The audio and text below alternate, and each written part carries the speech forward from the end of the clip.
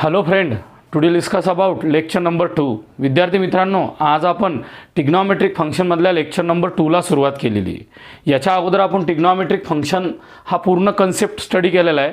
त्या टिग्नॉमेट्रिक फंक्शनमध्ये sign, cos, tan, cot, sec, cosec हे कसे नावं आलेले याचाही अभ्यास केलेला आहे. सोबत आपण टिग्नॉमेट्रिक फंक्शनचा अभ्यास केलेला आहे बाय युझिंग स्टँडर्ड सर्कल. या स्टँडर्ड सर्कलमध्ये आपण एक्स आणि वायच्या टर्ममध्ये ऑल टिग्नॉमेट्रिक व्हॅल्यू डिटरमाइन केलेला आहे. तोच प्रश्न आज आपल्याला trigonometric function by standard unit circle. आज आपल्याला टिग्नॉमेट्रिक फंक्शनचा अभ्यास करायचा आहे बाय स्टँडर्ड युनिट सर्कल. यामधला स्टँडर्ड माहिती आहे तुम्हाला, सर्कल माहिती आहे, युनिट माहिती आहे. पहिला आपण स्टँडर्ड युनिट सर्कलचा अर्थ समजून घेऊ. पहा, standard unit circle. Standard unit circle means, पहा बरोबर, means a circle whose center at origin and radius is 1 unit. Radius किती तुमची? Is 1 unit. आपल्याला अशा पद्धतीनं टिग्नॉमेट्रिक फंक्शन डिफाईन करायचे. ज्या टिग्नॉमेट्रिक फंक्शन हे तुमचं स्टँडर्ड युनिट सर्कल असेल, ज्या स्टँडर्ड युनिट सर्कलमध्ये centre at origin and radius असेल तुमची 1 युनिट. आता 1 युनिट म्हणजे किती? तुम्ही 1 सेंटीमीटर, 1 किलोमीटर, बरोबर आहे की नाही, 1 पिकोमीटर काहीही घेऊ शकता. आपण रेडियस 1 युनिट घेतलेली आहे. पहा, आता आपण एक सर्कल तयार करू. ज्या सर्कलचा सेंटर ॲट ओरिजिन असेल, ही पहिली कंडिशन आहे. दुसरी कंडिशन, त्याची रेडियस 1 युनिट असली पाहिजे. मागच्या सारखाचा हा एक्स आहे, हा ओ आहे, हा ए आहे. Intersect the circle at point P of X comma Y. डायग्रामचं रिप्रेझेंटेशन तुम्ही करा. Draw perpendicular P on X axis at point M. O M must be equal to X, P M must be equal to Y, and is a standard unit circle. Therefore radius must be equal to 1. Radius must be equal to 1. का असेल? पहा, given circle, किंवा आपण असं म्हणू शकतो draw perpendicular P on X axis at point M. At point का असेल तुमचा? M. Draw perpendicular P on X axis at point M. Therefore angle M must be equal to 90 degree. Angle M किती तुमचा? 90 degree, बरोबर आहे. त्याच्यानंतर join O P and O P must be equal to 1, must be equal to R. It is a radius of the circle. Join O P must be equal to 1, must be equal to R. आता बोर्डवर पहा, दिलेल्या डायग्राममध्ये तुमचा angle जो आला P O M, किंवा या ठिकाणी एम एक्स ओ ए, हा तुमचा थिटा डिग्रीचा आहे. तुमची जी डायग्राम तयार झाली, तुमचा जो राईट अँगल ट्रायंगल तयार झाला, पहा, in right angle triangle P M O, angle M is equal to 90 degree, angle O is equal to theta. This angle must be equal to acute angle. हा कोणचा angle आहे तुमचा? Acute angle. O M must be equal to X आणि P M must be equal to Y and O P must be equal to 1. It is a radius of the circle. पहा, डायग्राममध्ये आपल्याला जे construction लिहिण्याची गरज नसते. कन्स्ट्रक्शनचं काहीच काम नाही आपल्याला. आपल्याला सरळ सरळ सांगायचं, या स्टँडर्ड युनिट सर्कलमध्ये तुमच्या पॉईंट पीपासून परपेंडिक्युलर टाका एक्स ॲक्सिसवर तो एम आला, तो ओ एम बरोबर एक्स, पी एम बरोबर वाय आणि ओ पी बरोबर एम. आता तुमचा राईट अँगल ट्रायंगल हा आलेला आहे पी एम ओ. यामध्ये थिटा तुमचा ॲक्यूट अँगल आहे. याच्या रिलेटेड आपल्याला टिग्नॉमेट्रिक फंक्शन डिटरमाइन करायचे.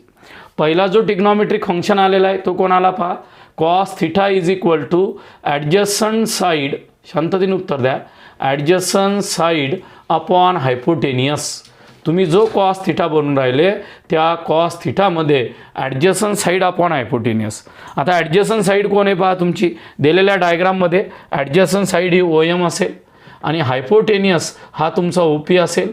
ओ एम बरोबर एक्स आणि ओ पी बरोबर 1. म्हणजे या ठिकाणी cos theta must be equal to X or X is equal to cos theta. म्हणजे आपल्या एक्सची किंमत कॉस थिटा आली. इक्वेशन 1 तयार झालं. इंट्रोडक्शनमध्ये तुम्हाला मी सांगितलं होतं की cos theta draw perpendicular P on X axis is non as cos component. आणि कॉस कंपोनंटवरून तुम्हाला कॉसची आयडिया आली होती. पहा, या ठिकाणी तुमचा एक्सवरून कॉस थिटा डेव्हलप झाला, म्हणजे एक्स ॲक्सिसचं रिलेशन हे तुमचं कळत न कळत कॉस थिटाशी येणार आणि वाय ॲक्सिसचं रिलेशन कळत न कळत तुमचं साईन थिटाशी येणार. अशा प्रकारे या ठिकाणी तुमचा कॉस थिटा डेव्हलप झालेला आहे. आता तुम्हाला दुसरा पॉईंट पाहायचा आहे. दुसरा ट्रिग्नॉमेट्रिक फंक्शन तुम्ही काल पाहिला होता. आज आपल्याला साईन थिटा डिटरमाइन करायचा. दिलेल्या डायग्राममध्ये पहा, ही ॲडजसंट साईड, अपोजिट साईड, हायपोटेनियस. आज मी लिहिलं नाही ॲडजसंट हायपोटेनियस, तुम्हाला त्याचं नॉलेज आहे. या थिटाच्या रिलेटेड तुमच्या अपोजिट साईड असेल. का असेल? अपोजिट साईड, बरोबर आहे, अपॉन हायपोटेनियस. तुमचा अपोजिट साईड अपॉन हायपोटेनियस हा कन्सेप्ट आलेला आहे. अपोजिट साईड कोण आहे तुमचा? P M. हायपोटेनियस कोण आहे तुमचा? O P. पी एम कोण आहे? वाय. ओ पी कोण आहे? 1. याचा अर्थ कसा आला पहा, sine theta must be equal to Y or Y is equal to sine theta. तुमच्या वायची किंमत ही साईन थिटा आलेली आहे. म्हणजे पहा, आपल्या जो दोन फंडामेंटल इक्वेशन तयार झाले, X must be equal to cos theta, Y must be equal to sine theta, हे 2 पॉईंट तुम्ही कधीच विसरायचे नाही, कधीच नाही. एक फिक्स करायचं, एक्सच्या रिलेटेड ऑलवेज कॉस येईल, वायच्या रिलेटेड ऑलवेज साईन येईल. यामध्ये कुठेही फरक पडणार नाही. एकदम सिंपल आणि साधी ट्रिग्नॉमेट्रिक फंक्शन आहे. हे ट्रिग्नॉमेट्रिक फंक्शन एक्सप्लेन करून राहिलो by using standard unit circle, a centre whose centre at origin and radius is 1 unit. दुसरा पॉईंट तयार झाला. चला तिसरा पॉईंट कॉन्फिडन्सनं सांगा. तिसरा आयडेंटिटीज तुमची ही टॅन थिटा आहे. तुमचं ट्रिग्नॉमेट्रिक फंक्शन टॅन थिटा आलं. Trigonometric function is ratio of 2 sides in acute triangle, in right angle triangle related to acute angle. मग हा तुमचा ट्रिग्नॉमेट्रिक फंक्शन आलेला आहे. मग या ट्रिग्नॉमेट्रिक फंक्शनमध्ये टॅन म्हणजे काय असतो पहा, opposite side upon adjacent side. इथं तुम्ही लिहिलं अपोजिट साईड, इथं लिहिलं तुम्ही ॲडजसंट साईड. अपोजिट साईड कोण आहे तुमची? P M. ॲडजसंट साईड कोण आहे तुमची? O M. एकदम शांततेनं P M upon O M. P एमची किंमत डायग्राममध्ये कोण आहे? वाय. ओ एमची किंमत कोण आहे? एक्स. म्हणजे याचं इक्वेशन आलं तुमचं वाय बाय एक्स. हे आला तुमचा टॅन थिटा. प्रॅक्टिसमध्ये तुम्ही असा अभ्यास केलेला आहे, टॅन थिटाची किंमत तुमची साईन बाय कॉस असते. पहा तुम्ही बोर्डवर साईन बाय कॉस कसा येतो. इक्वेशन 1 आणि 2ची मदत घ्या. फॉर्म इक्वेशन 1 and 2 आपला जो फंडामेंटल फॉर्म्युला डेव्हलप होतो. From equation 1, 2 tan theta as it is. Y म्हणजे कोण असेल? Sine theta. एक्स म्हणजे कोण असेल? Cos theta. म्हणजे tan theta is nothing but sine upon cos. तुमच्या टॅनची किंमत ही साईन अपॉन कॉस परफेक्ट या ठिकाणी डेव्हलप झाली. आता तुम्हाला काल मी सांगितलं होतं, अँगल काहीही घेऊ शकता. आपल्या मनात आला तो अँगल घेऊ शकतो. मी टॅन पाय थिटा घ्यायचा असेल तर sine pi theta upon cos pi theta येतो. कालच आपला अभ्यास झालेला आहे, तेच आपण मॉडिफिकेशन पुढं करणार आहे. एकदम एलिमेंटरी पॉईंट असतात, त्याचं मॉडिफिकेशन आपण पुढं करणार आहे. त्याच्यानंतर तुमचा चौथा पॉईंट आलेला आहे कॉट थिटा. या कॉट थिटामध्ये काय असते पहा, ॲक्च्युअल कॉट थिटामध्ये adjacent side upon opposite side. म्हणजे याचा इन्व्हर्स येतो पहा. ॲडजसंट साईड कोण आहे? O M. आणि अपोजिट साईड कोण आहे? P M. म्हणजेच उत्तर काय आलं तुमचं? X by Y. कॉट थिटाची किंमत मस्ट बी इक्वल टू आलेली आहे एक्स बाय वाय. करेक्ट आहे वेदांत? तो या कॉटची थिटाची किंमत तू एक्स बाय वाय आलेली आहे. मग फॉर्म इक्वेशन 1 and 2 तुम्हाला कॉस आणि साईनमध्ये जर रिप्रेझेंट करायचं असेल तर तुम्ही या ठिकाणी सरळ सरळ सांगा फॉर्म इक्वेशन 1 and 2. बरोबर आहे.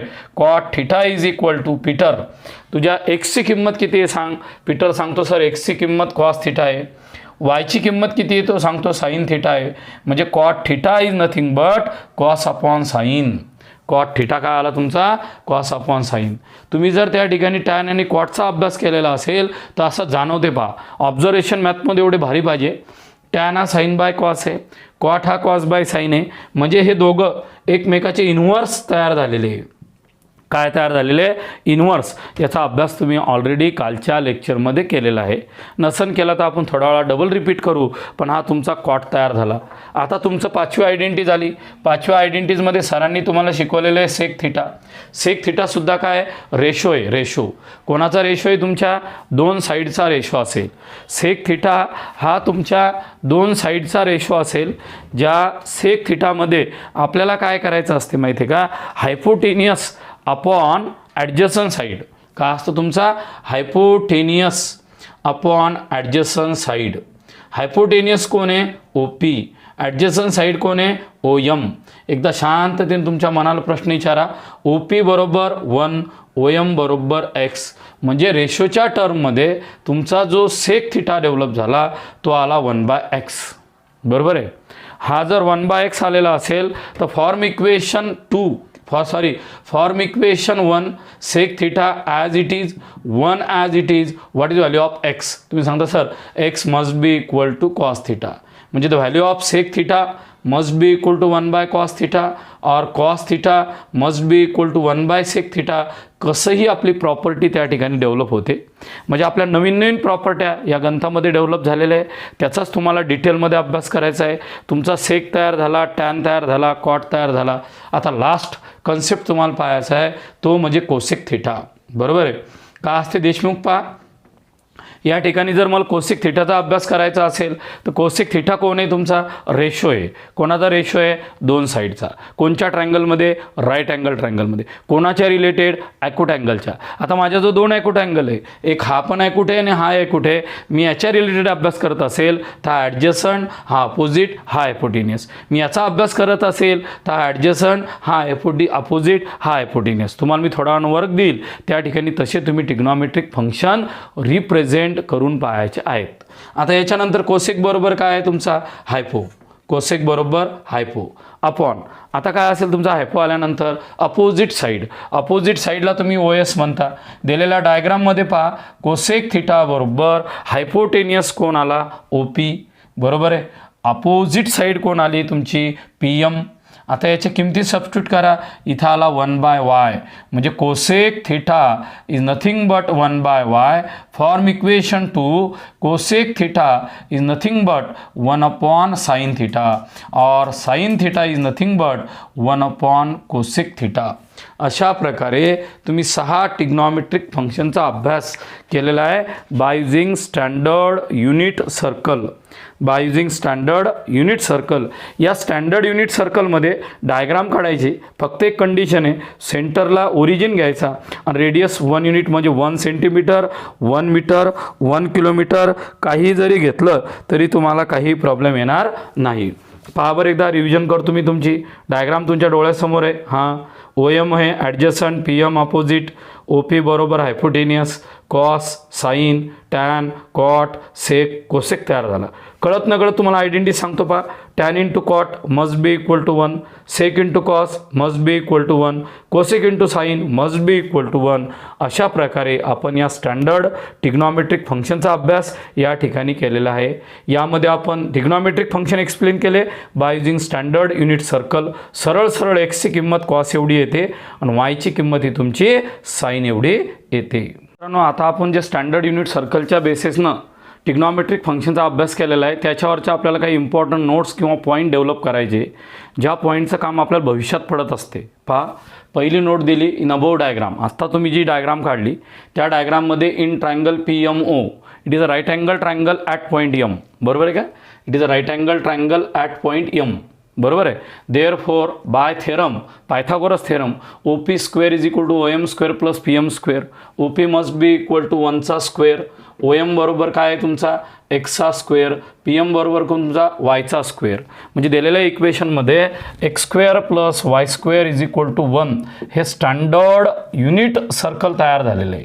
आता फॉर्म इक्वेशन 1,2 इक्वेशन 1 आणि 2 वरून एक्स म्हणजे कोण आहे, कॉस थिटा. वाय म्हणजे कोण आहे, sine theta. That is cos square theta plus sine square theta must be equal to 1. ही आपली बेसिक आयडेंटिटीज डेव्हलप झाली. काय तयार झाली मित्रांनो, या ठिकाणी बेसिक आयडेंटिटीज डेव्हलप झालेली आहे. X square plus Y square over 1, cos square theta plus sine square theta must be equal to 1. आत्ता जी डायग्राम तयार केली त्या डायग्रामवरून आपल्याला ही आयडेंटिटीज तयार झालेली आहे, ज्या आयडेंटिटीजचं काम आपल्याला नोट नंबर 5मध्ये किंवा भविष्यामध्ये भरपूर वेळेस पडू शकते, याचा तुम्ही अभ्यास केलेला आहे. दुसरा पॉईंट काय पहा, trigonometric function or ratio are independent on radius. म्हणजे ट्रिग्नॉमेट्रिक फंक्शन जे असतील तुमचे sine, cos, tan, cot, sec, cosec हे तुमच्या रेडियसवर डिपेंड नसतात. समजा एखाद्या मुलाने असं सर्कल तयार केलं, बरोबर आहे, त्या ठिकाणी त्यानं राईट अँगल ट्रायंगल डेव्हलप केला. पहा एकदा बोर्डवर अशा टाईपचा इथून परपेंडिक्युलर टाकला आणि याचा तुम्ही राईट अँगल ट्रायंगल तयार केला. पी एम ओ हा थिटा हा 90 डिग्रीचा तयार केला. एखाद्या मुलाने काय केलं, असं मोठं सर्कल तयार केलं, त्या ठिकाणी तुमचा राईट अँगल ट्रायंगल डेव्हलप केला त्यानं. पहा या ठिकाणी राईट अँगल ट्रायंगल डेव्हलप केला, इथं परपेंडिक्युलर टाकला एम, इथं टाकला ओ, इथं तुमचा पी असेल, हा तुमचा वाय, हा एक्स, हा थिटा, हा तुमचा आर असेल. आणि तुम्ही टिग्नॉमेट्रिक फंक्शन डेव्हलप केलं याचं साईन थिटासुद्धा याचा opposite upon hypotenuse, cos theta बरोबर ॲडजस्टन अपॉन हायपोटेनियस, असा साईन कॉस टॅन तुम्ही डिटरमाइन केलं, हे पण तुमचं आर असेल. आता तुम्ही या डायग्राममध्ये साईन थिटा काढला अपोजिट अपॉन हायपोटेनियस, कॉस काढला ॲडजस्टन अपॉन हायपोटेनियस, म्हणजे तुम्ही जे टिग्नॉमेट्रिक फंक्शन डिटरमाइन करतात त्यामध्ये trigonometric function or ratio are independent upon radius, याचा रेडियसशी कुठंच काही संबंध येत नाही. या डायग्राममध्ये तसंच असेल, या डायग्राममध्ये असंच असेल. आणि आता कितीतरी मोठं सर्कल काढलं त्या डायग्राममध्ये सुद्धा तुमच्या sine cos tan cot sec कोसिकची किंमत ही तशीच्या तशी डेव्हलप होईल. म्हणजे आपण जो दुसरा पॉईंट तयार केला तो एकदा शांततेने रीड करा. काय असेल? Trigonometric function or ratio are independent of radius. त्याचा रेडियसचा कुठेही संबंध नसतो, तो इंडिपेंडंट ऑन रेडियस असतो, असं त्या ठिकाणी प्रूव्ह होते. त्याच्यानंतर तिसरा पॉईंट पहा, टिग्नॉमेट्रिक फंक्शन ऑफ को टर्मिनल्स अँगल्स आर सेम. आता ज्या ज्या मुलामुलीचा को टर्मिनल्स अँगलचा कन्सेप्ट क्लिअर आहे त्यांनाच हे समजते. ज्या ज्या मुलांना को टर्मिनल अँगल्स क्लिअर नाही त्यांना समजणार नाही. को टर्मिनल्स अँगल काय शिकवलं मागच्या चॅप्टरमध्ये सांगा एकदा माझ्यासोबत, मनातल्या मनात म्हणायचं. The angles having different measurement but same position of initial and terminal arm, these types of angles is known as coterminous angles, or the difference between any two coterminous angles is always integral multiple of 360 degree. एका मुलाने काय केलं, 30 डिग्रीचे टिग्नॉमेट्रिक function तयार केला. पहा 30 degree या ठिकाणी त्याने काय केलं, या ठिकाणचा अँगल डेव्हलप करा, तो आला 30 डिग्रीचा. इथून परपेंडिक्युलर टाकला असेल, हा यम असेल, हा ओ असेल, हा एक्स असेल, हा वाय असेल, हा त्याचा आर किंवा 1 असेल. तुम्ही इथं जर टिग्नॉमेट्रिक फंक्शन काढले sine cos tan cot sec कोसेकसाठी, बरोबर आहे, ते येणारं उत्तर डेव्हलप केलं. नंतर तुमचा थिटा बरोबर 30 डिग्री आला. नंतर तुमचा थिटा बरोबर किती आला तुमचा 390. 390 म्हणजे काय असेल 360 + 30, हा 390 आला. म्हणजे तुमचा दिलेला टिग्नॉमेट्रिक फंक्शन पहिले 1 रोटेशन 360 डिग्रीचा आणि नंतर हे तुम्ही याच्या रिलेटेड जर राईट अँगल ट्रायंगल तयार केलेला असेल, हा पी, हा यम, हा ओ आणि आर, या दोघांचा जर अभ्यास केला तर असं जाणवते याचे sine 30 cos 30 tan 30 cot 30 sec cosec 30 tan 390 tan cot 390 sine 390 cos 390 sec 390 cosec 390, या दोघांचे आन्सर सेम येतात. दोघांच्या या आन्सरमध्ये कुठंच फरक पडत नाही. हे तुम्हाला एकदम 100% माहीत असलं पाहिजे. तुम्ही कोणताही टिग्नॉमेट्रिक फंक्शन ऑफ को टर्मिनल्स अँगल्स घेतला तो ऑलवेज सेम येतो. ते जाऊ द्या, तुम्ही अजून एक मोठं उदाहरण घेतलं, त्या ठिकाणी मध्ये 750 डिग्रीचा अँगल तयार केला. 750 डिग्रीचा अँगल कसा असतो पहा तुमचा, थिटा बरोबर 720 + 30. 720 म्हणजे 2 रोटेशन. 2 रोटेशन म्हणजे पहा सहज डायग्राम, हे असेल तुमचं पहिलं एक रोटेशन, दुसरं एक रोटेशन आणि नंतर हा तुमचा अँगल. याचं सुद्धा तुम्ही टिग्नॉमेट्रिक फंक्शन काढले तर या तिघांचे टिग्नॉमेट्रिक फंक्शन सेम येतात. याच्या मागचं कारण काय, 30 डिग्री 390 डिग्री आणि 750 डिग्री ऑल्स आर को टर्मिनल्स अँगल्स. हे को टर्मिनल्स अँगल्स असल्यामुळे या ठिकाणी या तिघांचेही टिग्नॉमेट्रिक फंक्शन सेम येतील. पहा सम्राज्ञीताई बरोबर व्यवस्थित शब्द ऐकायचा. काय म्हटले सर, तुमचे दिलेले अँगल जर को टर्मिनल्स असतील 30 degree 390 degree 750 degree, Vitthal Rathod, यामध्ये या तिघांची मेजरमेंट जरी वेगवेगळी आलेली असेल आणि ते को टर्मिनल्स असतील, त्याचे टिग्नॉमेट्रिक रेशो किंवा फंक्शन हे ऑलवेज सेम येतील. ही झाली नोट नंबर 3. आता नोट नंबर 4 एकदम तुमची इम्पॉर्टंट आहे, लक्ष द्या. Trigonometric function independent upon the position of P but it depends upon its particular angle. तुमचा दिलेला टिग्नॉमेट्रिक फंक्शन ह्या पॉईंट पीच्या पोझिशनवर डिपेंड नसतो, हा डिपेंड असतो त्याच्या पर्टिक्युलर अँगलसाठी. पहा तुम्ही एक सर्कल तयार केलं, या सर्कलमध्ये तुमचा दिलेला पॉईंट बरोबर आहे की नाही, हा पहिल्या क्वाड्रंटमध्ये डिपेंड आहे P of X comma Y. याचं तुम्ही टिग्नॉमेट्रिक फंक्शन डिटरमाइन तयार केलं. पहा लक्ष द्या केअरफुली, हा आर असेल, हा थिटा असेल, तर हा जो टिग्नॉमेट्रिक फंक्शन आहे हे अँगलवर डिपेंड आहे, ह्या पीच्या पोझिशनवर डिपेंड येणार नाही. नंतर तुम्ही असं काढलं पहा, तुमचा पॉईंट पी हा सेकंड क्वाड्रंटमध्ये डेव्हलप केला, सेकंड क्वाड्रंटमध्ये असा, तिथून परपेंडिक्युलर टाकला, हा तुमचा ओ असेल, हा एम असेल, हा पी असेल, हा एक्स, हा वाय आणि हा आर. तर तुमचा हा जो काही असेल या पीच्या पोझिशनवर डिपेंड नाही आहे, हा टिग्नॉमेट्रिक फंक्शन या अँगलवर डिपेंड आहे. मग टोटल अँगल तुमचा 180 आहे. 180मधून एवढा मायनस केला म्हणजे ऑटोमॅटिक तुमचं टिग्नॉमेट्रिक फंक्शन तयार झालं. म्हणजे या दोन्ही डायग्राममध्ये तुमचं दिलेलं टिग्नॉमेट्रिक फंक्शन हे कशावर डिपेंड आहे मित्रांनो तुमचं सांगा. हे depend upon its particular angle. It does not depend upon the position of P. हे पोझिशन ऑफ पीवर डिपेंड नसते. हे तुमचे डायग्राम नंबर ए, हे तुमचे डायग्राम नंबर बी. ह्याच डायग्राम नंबर मी इकडं तयार करतो. पहा, डायग्राम नंबर सी आणि डायग्राम नंबर डी तयार करतो. तेच तुमचा दिलेला जो पॉईंट आहे ना त्याच्यामधला सी या ठिकाणी डेव्हलप करतो. पहा, सीमध्ये काय आला, तुमच्या असा फिगर दिलेली आहे सर्कल. पहा एकदा केअरफुली शांततेनं. या ठिकाणी समजा एक्स आणि वाय ॲक्सिस तयार झालेले तुमचे, आणि एक्स आणि वाय ॲक्सिस तयार झाल्यानंतर तुमचा जो पॉईंट पी आहे हा तुमचा थर्ड क्वाड्रंटमध्ये. मग इथून तुम्ही परपेंडिक्युलर टाकलेला आहे. पहा, हा आला तुमचा यम, हा ओ आणि हा पी आला. तुम्हाला दिसलं पाहिजे पहा या ठिकाणी. मग आता हा पी जो तुमचा एक्स कॉमा वाय हा जो टर्मिनल रे आलेला आहे, तर या टर्मिनल रेमध्ये हा 90 डिग्री असेल तर हा पीच्या पोझिशनवर डिपेंड नाही, हा या अँगलवर डिपेंड असेल. हा अँगलवर, या अँगलवर याचे टिग्नॉमेट्रिक फंक्शन डेव्हलप होतील. अजून तुम्ही एक चौथी डायग्राम काढू शकता. चौथ्या डायग्राममध्ये फक्त काय करायचं, तुमचा पॉईंट पी हा तुम्ही फोर्थ क्वाड्रंटमध्ये दाखवा. कुठं दाखवायचं वेदांत त्याला, फोर्थ क्वाड्रंटमध्ये. मग समजा तुमचा इथं फोर्थ क्वाड्रंटमध्ये आला, इथून तुमचा परपेंडिक्युलर तयार झाला. हा तुमचा थिटा असेल, हा एम असेल, हा ओ असेल, पीटर हा पी असेल. तर या चारहीमध्ये ऑब्झर्व करा, हा पी पहिल्या क्वाड्रंटमध्ये, हा पी सेकंड क्वाड्रंटमध्ये, हा पी थर्ड क्वाड्रंटमध्ये, हा पी फोर्थ क्वाड्रंटमध्ये. हा कोण्या जरी क्वाड्रंटमध्ये प्रेझेंट असेल तर sine cos tan cot sec कोसिकच्या किमती त्याच येणार. हायपोटिनियस, ॲडजसन, अपोजिट अशा येणार. मग ह्या कशावर डिपेंड असेल, it's depend upon its particular angle. He figure तुमच्या अँगलवर डिपेंड आहे. हा या अँगलवर डिपेंड असेल, हा या अँगलवर डिपेंड असेल, हा या अँगलवर डिपेंड असेल. हे तुम्हीही कधीही विसरायचं नाही. सर्वात महत्त्वाच्या टॉपिकमध्ये नोट्स महत्त्वाच्या आहे. सर्वात ह्या नोट्स, ह्या तुमच्या 4 नोट्स क्लिअर झाल्या. आता मला सर्वात महत्त्वाची नोट क्लिअर करायची आहे, 5वी नोट. पहा, नोट नंबर 5 मी तुमची डेव्हलप तयार करून दाखवतो नोट नंबर 1 वरून. सगळ्या मुलांनी लक्ष द्या. नोट नंबर 5ला सरांनी सुरुवात केलेली आहे. काय म्हणतात सर, पहा, range of the cos theta and sine theta. Range of the cos theta and sine theta म्हणजे साईन आणि कॉसची सर्वात लहान आणि सर्वात मोठी किंमत आपल्याला डिटरमाइन करायची. जशी आपल्या मार्काची रेंज असते, तुमचे कमीत कमी मार्क किती पडू शकतात, 0. जास्तीत जास्त किती मार्क पडू शकतात, आउट ऑफ म्हणजे किती असेल, 100 असतील, 50 असेल, जेवढा पेपर असेल तेवढा. म्हणजे आपल्या पेपरची मार्किंग ठरलेली आहे 0 आणि 100च्या मधात. 0पेक्षा कमी पडणार नाही, 100पेक्षा जास्तही पडणार नाही. स्पोर्ट्सचे मार्क इन्क्लूड करायचे नाही. आता आपल्याला काय करायचं माहिती आहे का, साईन आणि कॉसची रेंज डिटरमाइन करायची. सर्वात इम्पॉर्टंट पॉईंट आहे, सर्वात इम्पॉर्टंट. पहा, range of cos theta and sine theta. P of X Y is any point on the unit circle. तुम्ही आत्ता जे 5 नंबरचा पॉईंट इथं दाखवून राहिलेले, तुमचा P of X Y any point घ्या. तो कुठं असेल तुमचा युनिट सर्कलमध्ये. याच्या अगोदरच्या डायग्राममध्ये दिसून राहिला तुम्हाला, बरोबर आहे का नाही. मेजरमेंट ऑफ AOB बरोबर किती आहे, थिटा. OP बरोबर किती आहे, 1. बरोबर आहे. आता त्या अबोव डायग्राममध्ये ट्रायंगल PMO तयार झाला.